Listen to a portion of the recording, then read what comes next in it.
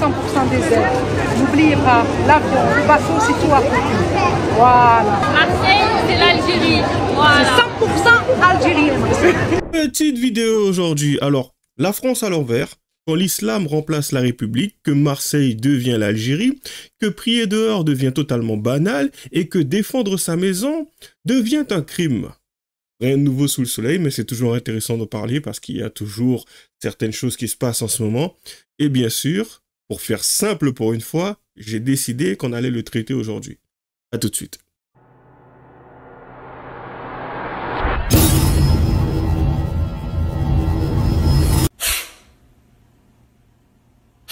Voyez-vous, cette partie-là, c'est quelque chose d'intéressant parce que je l'ai vécu, moi, à l'époque, lorsque j'étais à l'église, j'étais chrétien, tout ça. Et franchement, c'est triste quand tu te rends compte que, en fin de compte, les personnes, les fidèles qui te suivent et tout, en fait, ne sont au courant de rien ou parfois ne connaissent aucun des textes. Tu vois, aujourd'hui, je pourrais toujours te pondre facilement le fameux Jean 3,16 et qui est écrit dans la Bible. Je pense qu'il y a beaucoup de personnes qui le connaissent. Après, moi, je l'ai appris parce que c'était écrit à proximité des toilettes, tu sais, au niveau du couloir, comme je l'ai déjà expliqué. C'est que tout le temps, à chaque fois que j'allais dans les toilettes, je le lisais. Car Dieu a tant aimé le monde qu'il a donné son Fils unique afin que quiconque croit en lui ne périsse point, mais qu'il ait la vie éternelle. C'est rentré, c'est jamais sorti. Donc, du coup, ça, je pourrais le pondre, tu sais, à ma défense, à ma décharge. Mais eux, par contre, c'est compliqué. Allez, c'est parti. Qu'est-ce que ça vous procure la victoire de ce soir? Ça fait du bien, ça fait longtemps, ils n'ont pas gagné, on n'a rien gagné. Mais cette année, si on savait que c'était pour nous, hein. Ça te procure du bonheur? Trop de bonheur même. Du plaisir? Du soulagement? Trop. D'accord. On a coupé la malédiction. Elle est finie la malédiction. Vous êtes capable de me citer l'équipe du Paris Saint-Germain, là, les 11 là? Moi je peux. Vous êtes capable ou pas? Ensemble? Attends, moi je commence. Nuno Mendes, il avait Donnarumma, latéral gauche Nuno Mendes, défenseur Marquinhos et Pacho, latéral droit c'était qui? C'était Hakimi, Nuno Mendes, Fernand Ruiz, et Raúl Naves, il y avait ceux qui connaissent bien eux, c'est les vrais. C'est les vrais, les footeux. Est-ce que vous jouez au Paris sportif? Non. Non, vous ne jouez pas au Paris sportif. D'accord, vous ne jouez pas à ça. Non. Très bien. Est-ce que maintenant vous connaissez l'équipe du Paris Saint-Germain, l'effectif, les 11 joueurs? Maintenant, moi, je vais seulement vous demander les 5 piliers de l'islam dans l'ordre. Mitch. Moi je suis chrétien moi. Mitch, t'es chrétien? Ouais, moi je suis chrétien. Attendez, il va pas s'enfuir le chrétien, vous inquiétez pas. Les 5 piliers d'islam dans l'ordre. Dans l'or, je sais pas, hein, mais là. C'est pas frère. Non, Mitch, viens, Mitch, viens. Wesh les gars, vous allez où? Wesh les gars, vous êtes sérieux ou quoi? Subhanallah. Oh les gars. Désolé. Tout le monde s'enfuit. Ce sont les mêmes mecs qui, quand tu vois, tu parles, moi, quand je parle et tout, c'est des musulmans et tout, enfin, même, t'as peut-être Jack Le Fou qui va te parler de l'islam et tout. Ouais, tu connais pas l'islam? Ouais, tu es en train d'empiéter sur notre religion, tu la piétines. Ouais, tu verras, tu vas finir en enfer, ceci, cela, nanana. Et puis t'as le mec qui te dit, ouais, mais vous connaissez pas votre religion. Ah si, en fait, ouais. Et là, en live, tu constates par toi-même que, ah ben, attends, c'est quoi les 5 piliers? Je crois qu'il parlait des 5 prières, je sais même pas. Ah, attends. Ah mais des trucs, c'est tout le monde commence à faire. Attends, il y a un truc là-bas. Oh, c'est terrible. Là, on voit bien que les jeunes, malheureusement, lorsqu'on leur parle de l'islam, il y a moins d'enthousiasme. Ils connaissent beaucoup moins, ils ne maîtrisent pas. Et là, carrément, vous avez vu, ils se sont enfuis, ils étaient gênés. Donc, bien évidemment, il faut encore redoubler d'efforts dans l'apprentissage, dans l'accompagnement des jeunes, d'accord? Et lutter, bien évidemment, contre le système qui leur impose, Wallah al-Musta'an, ou en tout cas, qui les conduit fortement vers l'adoration des loisirs et des passions et qui les conduit également vers l'exagération de celle-ci. On demande à Allah tabaraka wa ta'ala de nous préserver et de guider nos jeunes. Allahumma amin. Déjà, à mon humble avis, si lui, justement, il fait des micro-trottoirs en lien avec l'islam, je pense que lui non plus ne doit pas vraiment connaître, à mon humble avis, tu sais. Je me dis que si en soi, lui, il pratique, il doit en savoir beaucoup plus que moi. Mais si on en vient à discuter de certaines choses, tu sais, aujourd'hui, tu n'as pas besoin d'être un érudit pour pouvoir mettre ce sujet sur la table. Aïcha, tu vois, pour certains, ils comprendront. Et du coup, tu le sauras, tu finiras par comprendre qu'à un moment donné, tu as beau en parler, il y aura des limites. Donc après, à savoir si aujourd'hui, en Hexagone, tu assumes. Mais est-ce que tu assumes le fait que ton prophète, tu sais, il ait fait ses affaires et tout avec une petite fille? Voilà, quoi. Ou en fin de compte, est-ce que pour toi, c'est prohibé? Qui, en fin de compte, mettrait dans la sauce le prophète en question, et par la même occasion aussi, te mettrait dans la sauce. Tout simplement parce que c'est intéressant d'assumer ce genre de situation qui s'est passé apparemment il y a fort longtemps avec le prophète en question. Mais le problème, c'est que, tu sais, en France, ce n'est pas quelque chose de très apprécié d'aujourd'hui, de valoriser ce genre d'actes. Et si, admettons, tu as quelqu'un qui en vienne à dire « Ah ben, ouais, mais en fait, c'était à l'époque et tout, aujourd'hui. » Non.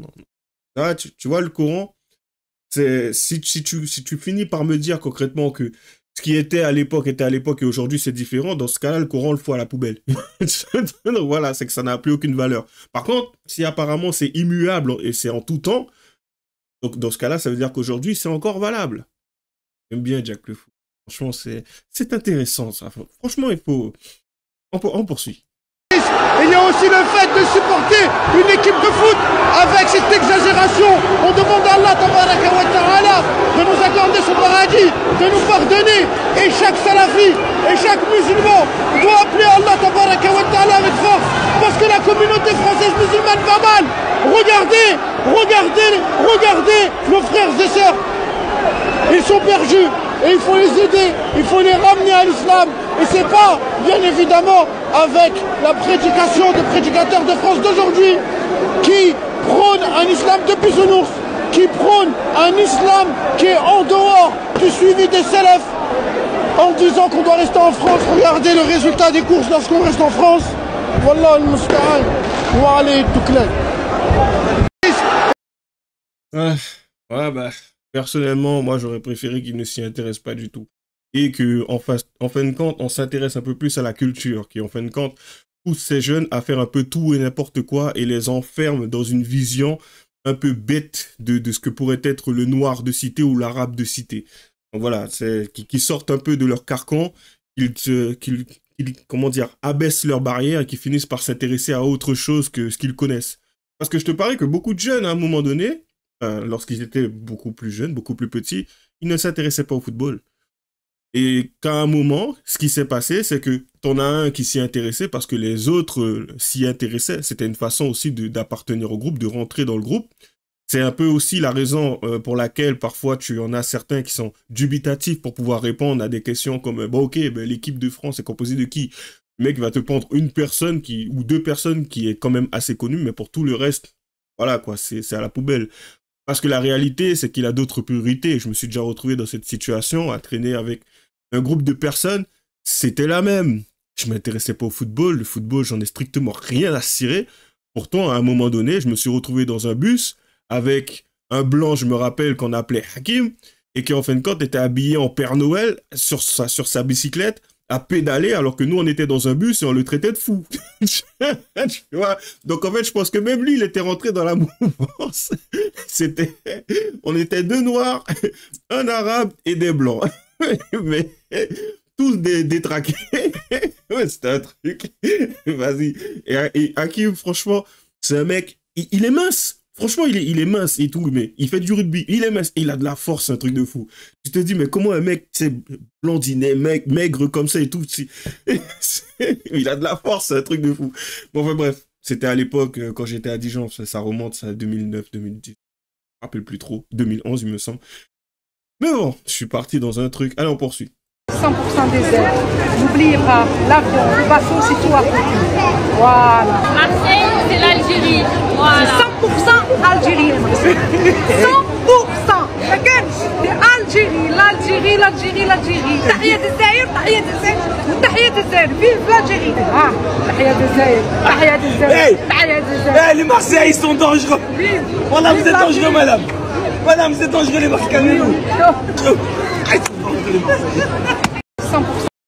savez, dans ce genre de vidéos, ce qui semble être anodin pour beaucoup, il y en a certains qui peut-être ne le verront pas.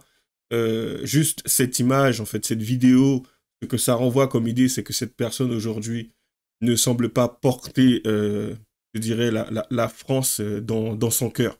Ce que je veux dire par là, c'est que ça ne veut pas dire qu'elle déteste, mais aujourd'hui, la France, c'est un peu comme un tremplin, ou voire même c'est quelque chose, on va dire un endroit par lequel elle passe. Mais de là à dire que c'est, comment dire, qu'elle ressent un peu plus de considération pour celle-ci, c'est pas du tout ce que cela renvoie. Moi, j'ai envie de te dire, si à un moment donné, je me retrouve aller au Togo, tu me verras pas dire la France avec le drapeau français, oh la France, ah la France. Non, non. À la rigueur peut-être s'il y a un match ou ce genre de choses et que représente la France et tout, je suis pour la France ou à la rigueur. Mais comme ça, littéralement, je suis dans un marché, allez, je suis français, je suis français. Pourquoi faire? C'est que je me cache pas non plus, mais pourquoi faire? Pourquoi vouloir montrer? Pourquoi vouloir s'afficher en fait? C'est qu'en fait, je pense que c'est une des choses que l'on reproche assez souvent, c'est ce besoin de s'afficher pour capter l'attention des autres, montrer que oui, vas-y, moi, comment dire déjà? C'est le fait qu'elle soit, parce qu'en fait, ce sont souvent des paroles qu'il véhicule, le fait de dire en fait, ouais, moi, j'assume. Non, t'as pas compris ce que veut dire ce mot. Assumer, c'est pas venir et dire, ouais, tiens, moi, je suis. C'est plutôt toutes les conséquences qui suivront derrière. Tu vois, c'est ça le truc. Donc voilà, enfin, bon, c'est triste à dire, mais ça reste quand même une réalité. Et bien sûr, au-delà du fait qu'on a des personnes issues des pays étrangers qui s'affichent et qui ont besoin de montrer que Marseille, voire même d'autres villes, vont devenir plus proches de l'Algérie, voire même d'autres pays venant de l'extérieur, on a aussi la religion et l'islam qui avancent de plus en plus, comme on peut le constater ici. Celle de la fin des 10 jours sacrés. Allah Azza wa Jal, exalté soit-il, dit dans le Coran al-Karim, wal fajr, wal layalin ashr, wal shaf'i wal watr, wal layli idha yasr, hal fi dhalika qasamun lidhi hijr. Par l'homme, par les ennemis, par le père et l'impère, par la nuit. Et ça, c'est un problème. Ça se passe à Toulouse. Pour moi, selon moi aujourd'hui, la culture et la religion, comme j'ai tendance à le dire, ce n'est pas tout qui est acheté, mais ça peut être un problème lorsqu'on est censé s'intégrer dans un autre pays. Encore une fois, comme je l'ai déjà mentionné maintes et maintes fois, je me vois mal partir au Canada et faire vivre à la française au Canada. Ça n'a aucun sens. Donc, si je pars là-bas, c'est quand même pour, je pense, quand même un minimum, mais pour m'intégrer, n'est-ce pas? C'est le minimum. Pareil pour ce qui est d'un Canadien qui viendrait en France. S'il commence à parler avec l'accent, j'ai envie de te dire, québécois, et qui continue 2 à 3, 4 ans plus tard, le mec, il a beau être du Canada, il a beau pas représenter un problème. Si je le côtoie H24, à un moment donné, c'est moi qui ne fera même plus l'effort vis-à-vis de lui. Parce que rendez-vous compte, je serais capable de faire l'effort alors que je suis chez moi et que c'est lui qui vient chez moi. Et c'est quand même un gros paradoxe. Alors que c'est lui qui devrait faire l'effort de s'intégrer. Et pourtant, j'essaie de le mettre à l'aise, le mec. C'est quand même triste, hein. Je pense qu'à un moment donné, il faudrait juste arrêter de se laisser faire, en fait. Et faire comprendre à certains que, hey, t'es chez nous, arrête tes bêtises. Si t'es pas capable de t'intégrer, dégage. C'est juste une évidence. Le plus drôle dans tout ça, c'est que dans un appartement, dans notre propre appartement, c'est le genre de choses, c'est le genre de réaction qu'on aurait. Et tu laisseras pas quelqu'un, un étranger, venir chez toi et s'imposer. Ça n'a aucun sens. C'est inimaginable, en fait. Donc, il n'y a même pas d'effort. Tu ferais pas d'effort. T'es chez toi. Tu vas pas accepter que le mec, à un moment donné, tu lui dises, ouais, mais chez moi, on marche pas avec des chaussures. Fait, ouais, mais moi, je peux pas enlever mes chaussures devant toi. Eh ben, dégage. Dégage, c'est aussi simple que ça. Pourquoi je ferais l'effort? T'es qui chez moi? Je suis chez moi. Toi, t'es pas chez toi. Mais bon, on poursuit.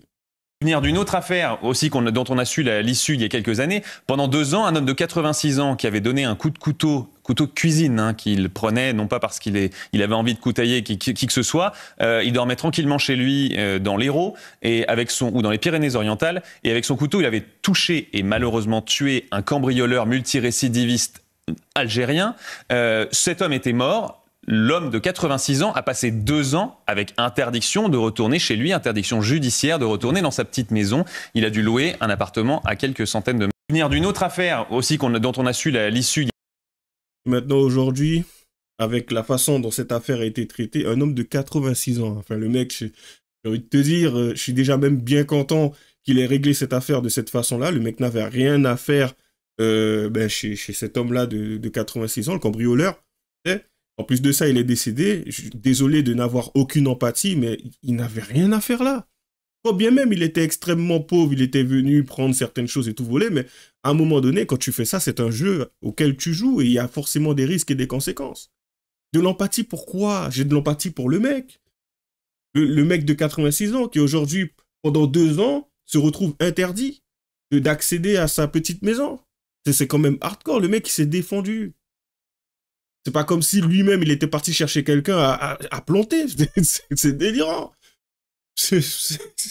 Franchement, hein, ces juges-là, ouais. Franchement, petit à petit, je pense qu'à un moment donné, on entendra parler d'une petite liste qui se sera faite, qui circulera sur Internet pour retrouver ces personnes.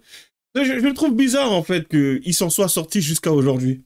Je dis pas que c'est quelque chose qu'il faut faire. Hein. Je dis juste que c'est peut-être les prémices de quelque chose. Parce qu'on commence à comprendre qui sont les fautifs, les réels fautifs. Et en fin de compte, tu te dis, c'est pas nécessairement les étrangers, ils agissent comme ils agissent peut-être même chez eux. Tu vas pas leur en vouloir. Le problème, ce sont les gens qui les font rentrer, et ceux, en plus de ça, qui les font vivre une vie peinard. C'est que tu peux voler, tu peux yoler, tu peux faire tout ce que tu veux, t'inquiète pas, tu finiras pas en prison. T'as pas à flipper, t'as pas à avoir peur du système carcéral, t'as pas à avoir peur de la justice, t'inquiète pas, tout va bien se passer. C'est quand même dramatique. Mais ça serait bien aussi de les réorienter vers ces mêmes juges. Bon, bah, tu me diras, ils n'oseront pas le faire, puisque d'une certaine façon, ils les couvrent. Allez, on terminera avec Francis Lalanne, qui a eu un discours plutôt intéressant. Allez, c'est parti. Le souverain. Nous sommes le peuple de France. Nous sommes le souverain. Il n'y a personne au-dessus de nous. Personne ne doit être au-dessus du peuple. C'est écrit dans la Constitution. Aucune faction, aucun groupe constitué, aucune personne ne peut se substituer à la souveraineté du peuple. Le peuple est le souverain. L'actuel occupant de l'Élysée, le dingue, le psychopathe qui se prétend frauduleusement président des Français, n'est pas le souverain. Le souverain, c'est le peuple français. Et c'est pas parce qu'on a délégué un mandat à un élu qu'on lui a transmis sa souveraineté. Rien ni personne n'a le droit constitutionnellement de transmettre la souveraineté du peuple français à qui que ce soit ou à quelque organisation que ce soit. C'est le moment ou jamais de revendiquer ce qui est notre pouvoir, celui d'être le souverain, et d'exiger, d'ordonner à nos employés que sont nos élus de mettre fin à cette mascarade mortelle. Le souverain. Je crois qu'il voulait terminer avec mortifère, je suis pas sûr. Moi, juste pour terminer, pour revenir sur cette affaire-là, tu sais, un vieux monsieur de 86 ans est cambriolé en pleine nuit, il donne un coup de couteau de cuisine. Il tue son cambrioleur multirécidiviste algérien. C'est une petite chose, enfin, une petite situation différente. Admettons, hein, ce genre de situation se serait passé en Guyane. Je peux t'assurer, franchement, hein, je peux te l'assurer. En Guyane, t'as un homme de 86 ans, admettons, t'as un Algérien qui rentre et tout. Et, par exemple, t'as un homme de 86 ans qui en fait le plante, il finit par décéder. Alors, je pourrais pas t'affirmer comment les juges sont, si en fait ils sont plus à gauche ou à droite en Guyane, mais il y a une chose dont je suis sûr. Cet homme de 86 ans serait retourné chez lui. Sûr et certain. Il serait retourné chez lui. Et quand bien même quelqu'un aurait pris son appartement, hein, les voisins ou voire même, admettons ce cambrioleur ou cette personne qui aurait voulu squatter aurait appelé la police même aurait fait en sorte de le déloger. Le mec, il aurait dit, ouais, mais on est en France. Fait, non, à la France, si tu veux, ici, on est en Guyane. Juste pour te faire comprendre qu'il y a peut-être des lois qui s'appliquent ici, mais en Guyane, on n'en a rien à foutre. C'est ça le truc, en fait. C'est un peu comme les Corses. T'es en Guyane ici, mon gars. C'est tes trucs de loi ou chef, on n'a rien à foutre. Tu dégages. Ou sinon, on va te régler. Parce qu'ici, il n'y a pas de oui, on va prendre un revolver, on va prendre la matraque et tout. C'est non, les gens vont venir à proximité, ils savent que toi, t'as pas la tête de l'emploi, t'as rien à faire ici. Franchement, ça va se traiter avec la machette. comment dirait chez nous, le sabre. Donc c'est soit tu sors, soit tu finis mal. Du coup, j'ai envie de te dire, t'as pas spécialement le choix. Et tu peux même changer la serrure. T'inquiète pas, ils vont la défoncer. Donc voilà. C'est la particularité qu'il y a là-bas, comme j'ai dit. Il y a des bémols, mais il y a des choses qui sont intéressantes. Côté communautaire ou le côté solidarité qu'il peut y avoir entre les voisins ou ce genre de choses. Enfin bon, comme d'habitude, lâchez les j'aime pas, les commentaires. Les liens seront dans la description. Alors normalement, ça sera demain que j'aurai le live avec Génération Sankara. Abonnez-vous à sa chaîne, abonnez-vous à la mienne. J'ai un Tipeee au cas où si vous voudriez me verser un petit don. Bonne chance à nous. À la prochaine.